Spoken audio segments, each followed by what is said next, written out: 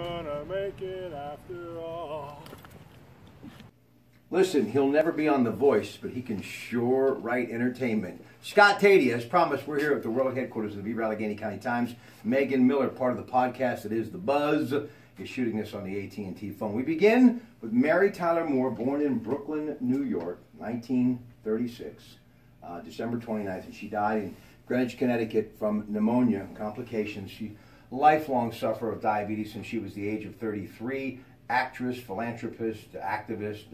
Her husband, Robert Levin, at her side, was married to her in 1983 until her death. But Grant Tinker, the former CBS executive and NBC chairman, during their time as husband and wife, they made a lot of, good product in the way of Mary Tyler Moore Productions, including The Mary Richards Show and Rhoda, The Lou Grant Show, and all of those folks that were part of that show. You think about it, Betty White, and Gavin MacLeod, Ed Asner, Horace Beachman as Phyllis? Yeah, absolutely. Yeah. Lots of folks. And then The Mary Tyler Moore Show, which was her big break. She starred with Dick Van Dyke, Desilu Productions, and just fantastic stuff. 1961 it debuted. She won 2 Grammys, and Mr. Carl Reiner, one of the reasons why she became a superstar. Where do you begin with this iconic talent, Scott?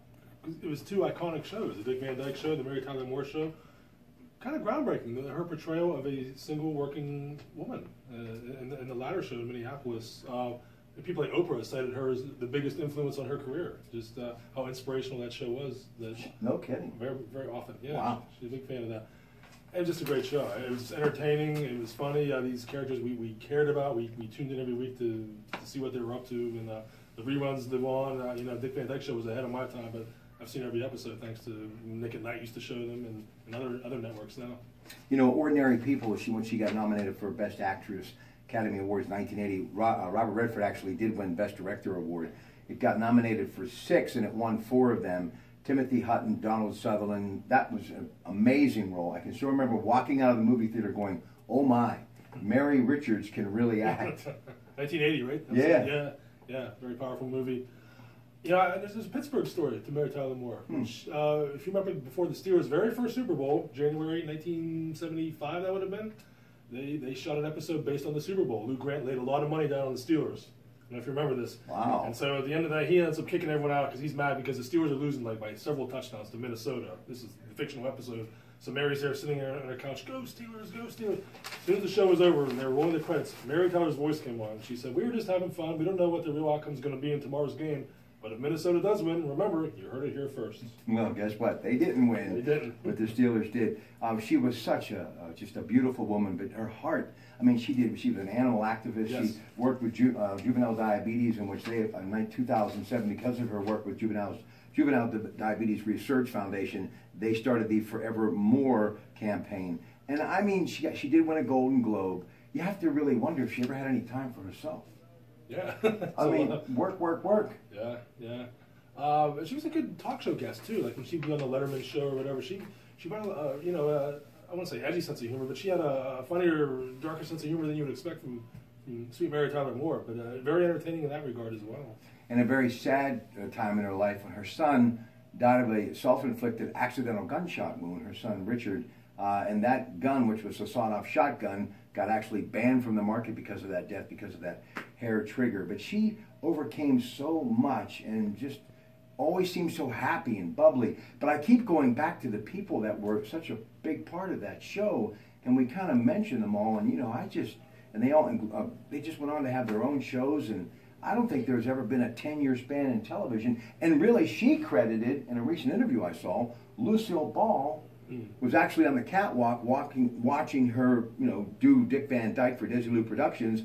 And when it was over, she basically met Lucy face to face, and Lucy said, "You're good. You're going places." So that was the all-time best TV apartment, Mary Tyler Moore's apartment. That sunken living room, yep. The bookcase right there, the window. I almost would have moved to Minneapolis just to live there. Yeah, I know. She's really something special. She will be missed. And again, you have to admire the fact that she was such a standalone business person too, where she had great business sense and she took charge of what she did, and you got to respect that. Definitely. All right, now 49teens, Nick Ziegler, always checking in with me and wondering what's going on, and I want to talk a bit about his music. And because of our friendship, I met him at Wooly Bullies, Jay Wooly's wonderful establishment when they came into the show. They're getting a lot of pub. He was one of the finalists. Little Steven on Sirius XM Radio has a channel, Underground Garage, and bands like Cheap Trick, the Rolling Stones, Butch Walker, major acts were competing against our guy, Nick Ziegler from Monaca, 4019s. They didn't win, but just to be nominated, seriously, it was an honor for a band that has a guy from Monaca, and they're out in California now. Hope they get them back in Beaver County this year. They've done an annual show or two past 4 years or so there's a good chance. In fact, he's been hitting me up on asking for local places to play. He mentioned Whiskey Rhythm in Monaca is one of the places he's considering. So it's really cool. These guys from California, one of them's from Detroit, they come to Beaver County and do some shows. So it's always a good time. What else? Speaking of Sirius XM Radio, I'm a huge fan of Billy Joel. Gotta be. And I have loved Billy Joel since my days of playing album-oriented rock in Beaver Falls at the old Kiss 1067 back in the 80s. And, this guy, he hasn't really done anything new since the, I think, late 90s. But his body of work is incredible. And I was listening to a town hall in which the great Howard Stern is an amazing interviewer. He and his longtime sidekick Robin were there, and a number of stars, Maritha Etheridge, also Pink sang She's Always a Woman to Me. Pink's mother was there actually in tears, and she was talking about why she loved Billy Joel so much. And I love this guy, and he's the type of performer that you could be crying 1 minute and pounding on the steering wheel the next, just trying to keep up with the beat. Explain to me what it is about this guy, this singer-songwriter, who is going to be doing a show at Dodger Stadium coming up, but he actually was at Madison Square Garden one entire summer, I think just about 5-6 nights a week, and he sold it out every night. What is it about him? Great songwriter. Yeah. The piano's a nice angle as well, but just these are songs with characters, again, what we care about. We're interested in the Piano Man and moving out to Who Wants a House out in Hackensack. He's got some good original lines that stick with you, and he's got a sense of humor, like in Only the Good Die Young. He's got that, bit of a subversive sense of humor I think people appreciate too. And, he still rocks out. That show last year at the stadium was a very good show, PNC Park. Yeah, Maritha Etheridge did Only the Good Die Young, and man, he was even impressed. She really hit a home run with that one. What else is happening locally? Anything else going on? I'll tell you what I'm writing about this Sunday, a couple things. The International Blues Challenge is in Memphis every year, and representing Western Pennsylvania is a local guy, Charlie Barrett from Center Township. So he's going down there facing off against musicians from literally all around the world, Australia, Europe. I have a profile on him. And then one of the former third-place finishers is from Beaver County, Billy Evanotchko. I know you're familiar with very well, Billy the Kid. Mm-hmm. He is now doing a Stevie Ray Vaughan tribute act. They've done shows in Ohio. They have a show booked in Florida. They're looking to get some more gigs. I have an interview with him talking about the challenge of impersonating on stage one of the guitar immortals, Stevie Ray Vaughan. Academy Awards recently, nominations. I did a big blog on that. Any thoughts about that? Seen 5 of the movies so far nominated. La La Land's my favorite. I just think it's so entertaining and so richly done. Emma Stone, Ryan Gosling. But you got to root for Fences. The Pittsburgh angle with Denzel Washington. Viola Davis won a Golden Globe. I'm predicting she'll win an Oscar for that knockout performance. Denzel's up for it. The movie itself is August Wilson posthumously nominated for screenplay adaptation. So there's a lot to root for, and since it's filmed in Pittsburgh, set in Pittsburgh, written by a Pittsburgher, the sentimental favorite for locals, I think, is Spencer. Grammys coming up middle of February, and speaking of Grammys, you told me that Lincoln Park actually has a Grammy Award winner.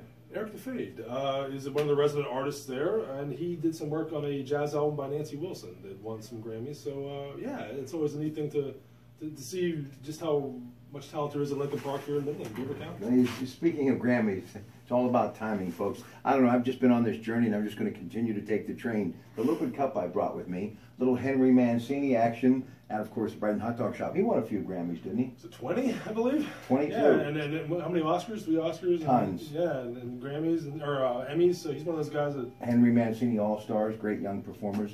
Grammys are coming up, and we're going to try to maybe do something at Lincoln Park to kind of let everybody know what's going to be happening. Any thoughts about the upcoming Grammys, and we'll call it a night? Yeah, I've been so busy studying the Oscars, I gotta get back and remember who the Grammy nominees were. But we'll see. Yeah, okay, we'll talk about that in a future episode. All right, John. Don't forget, tell them about the podcast, The Buzz, you and Megan. Scott and our camera woman today, Megan Miller. Every week we sit down and we talk entertainment. We talk about trends, we talk about movies, pop culture, songs, whatever's got us fired up at the moment.